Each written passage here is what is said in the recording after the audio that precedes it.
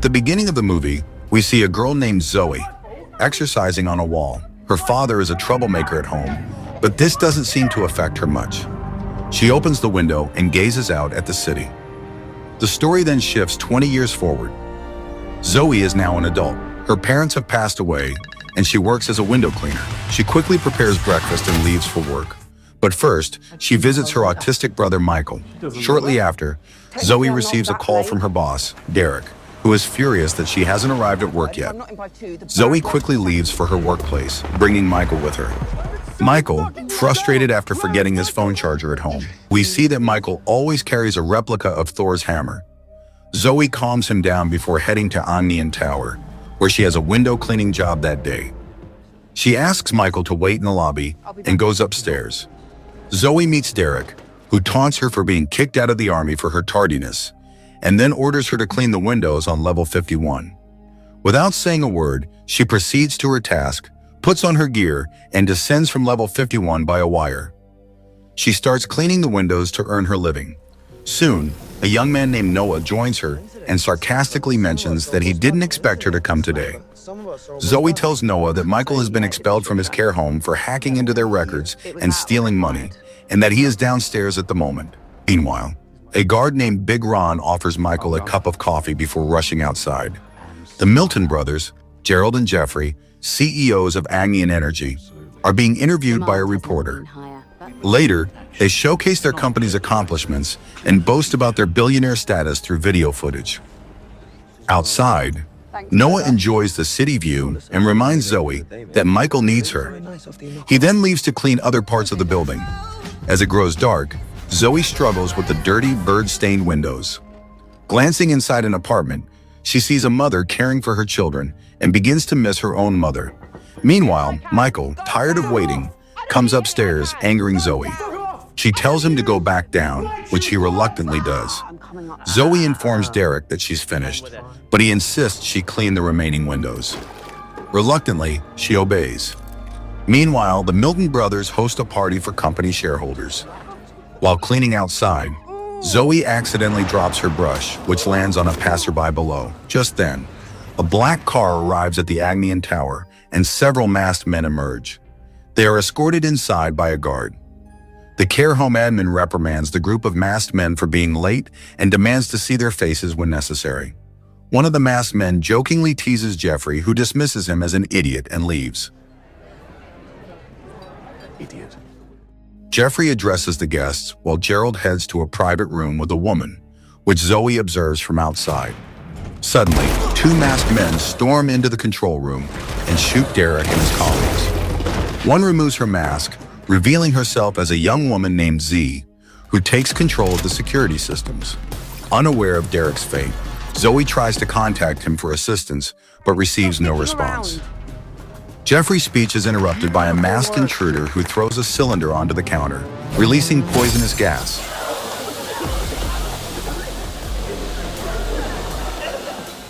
Pre-installed gas cylinders fill the building with suffocating fumes, causing guests to faint.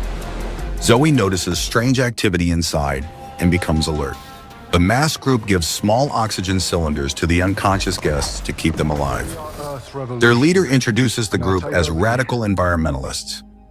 Z hacks into the building's security, sealing all doors and elevators. The leader demands to know Gerald's whereabouts from Jeffrey. After being threatened, Jeffrey confesses that Gerald is in apartment 527. While ascending the rope, Zoe spots Gerald unconscious on a bed inside the apartment. To her shock, she realizes Noah is one of the masked assailants. Noah restrains Gerald, places him on a trolley, and wheels him away. Zoe screams for help, but no one can hear her from such a height, forcing her to seek another way to alert the authorities. Meanwhile, Michael hides in a room to avoid the danger. The radical group of environmentalists holds around 300 guests hostage. Noah seats Gerald among the other hostages, and the group's leader, Marcus Blake, reveals his identity to the shareholders. Zoe witnesses everything from outside. Noah injures Jeffrey, declaring they want justice, not money. Z displays footage exposing the Milton brothers and their company, revealing how they have polluted oceans, rivers, and lakes with chemical waste. Pipeline last year. You had it killed. There's a Terracoa every month and Elena every week. You can't prove any of this. You're right, Jeffrey. You're hearing this. You're then going to confess your crimes. We're going to by us at least. What happened? Enraged, Noah forces a bottle into Jeffrey's mouth, killing him despite Marcus's protests. Outraged, Marcus reprimands Noah, insisting that violence isn't the answer. Outside, Zoe writes an SOS message on the window using a food can, hoping someone below will see it. Z notices this on security footage and alerts Marcus. Meanwhile, Gerald takes advantage of the chaos to escape. Enraged, Noah spots Zoe on the ledge and orders Z to bring her up. After a tense chase, Marcus finds Gerald and knocks him unconscious. As Noah aims his gun at Gerald, Marcus intervenes, but Noah shoots Marcus in the head, killing him instantly, and acts Zoe witnesses from outside. With Marcus dead, Noah takes control, forcing the group members to choose sides. Intimidated, most pledge loyalty to him. Under his leadership, Noah's followers kill Marcus's supporters and seize full control. Noah flings Marcus's body out the window onto the cradle. Still stuck outside, Zoe watches as Noah shoots Gerald in the leg, causing him to scream in pain.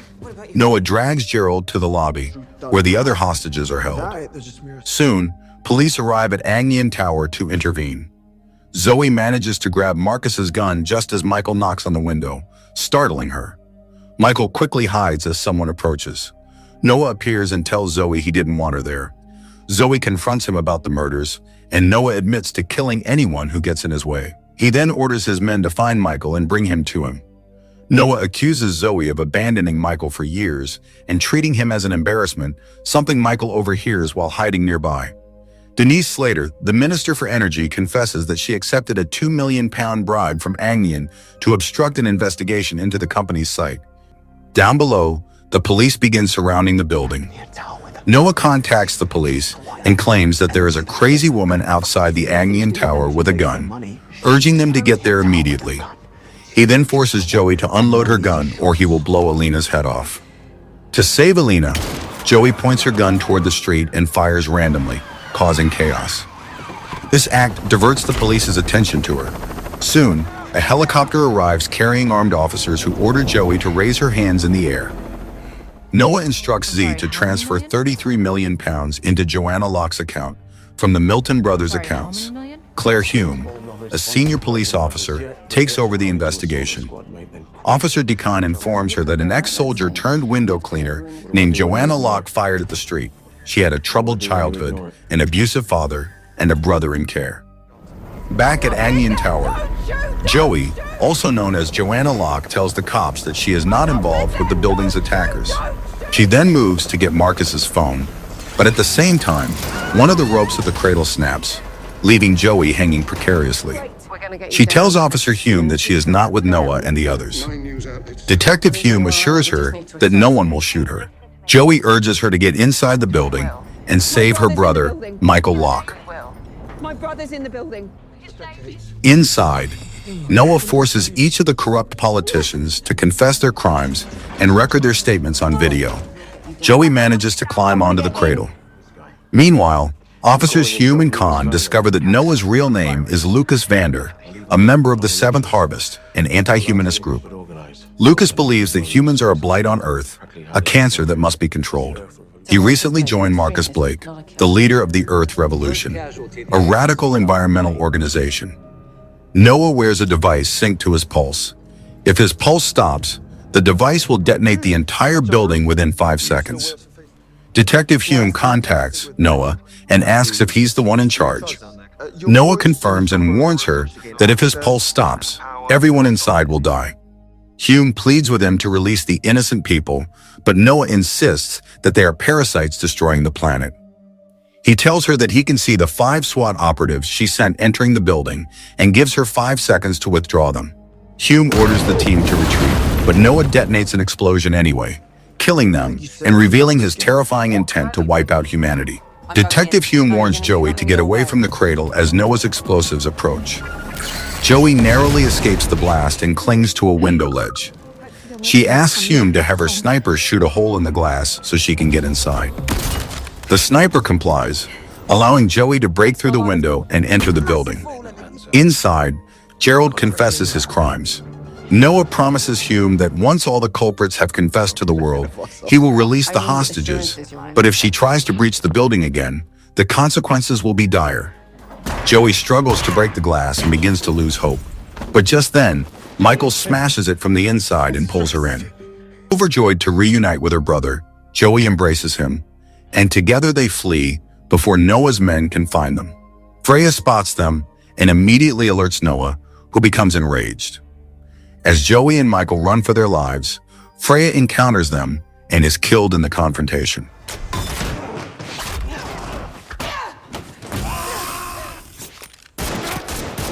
Put it down.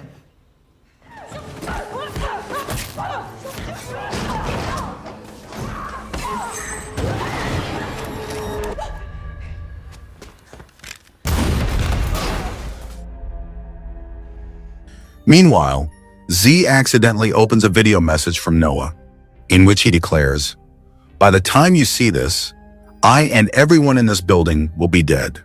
Z is left speechless, realizing the grim reality of his plan. According to Noah, mankind is a plague and a virus upon the earth. After learning about Noah's vision of humanity, she tries to flee, but one of Noah's men shoots her dead. Joey and Michael sneak into the control room, where they see Noah on the screen. Michael begins hacking into the system, while Joey contacts Noah and tells him that his plan to kill all the hostages, including himself, has been foiled. She pulls out the drive, which she claims is evidence against Noah, and leaves with her brother. Joey then forces Michael to go downstairs and get out of the building, while she stays behind to rescue the remaining hostages. Meanwhile, Noah, with his men, begins searching for Joey, who has sabotaged his plan to detonate the Agnian tower.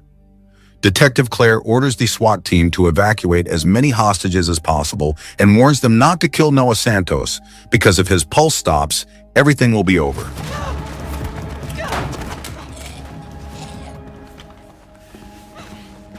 Soon, another man arrives, but meets the same fate when Joey tears him apart with a pickaxe.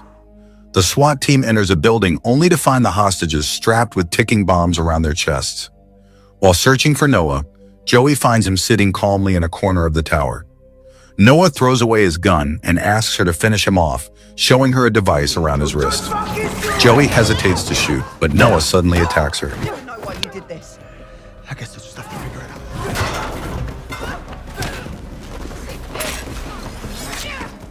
During the fight, he nearly falls off the tower, managing to cling to a cable. Noah is shocked when he sees the device around Joey's wrist.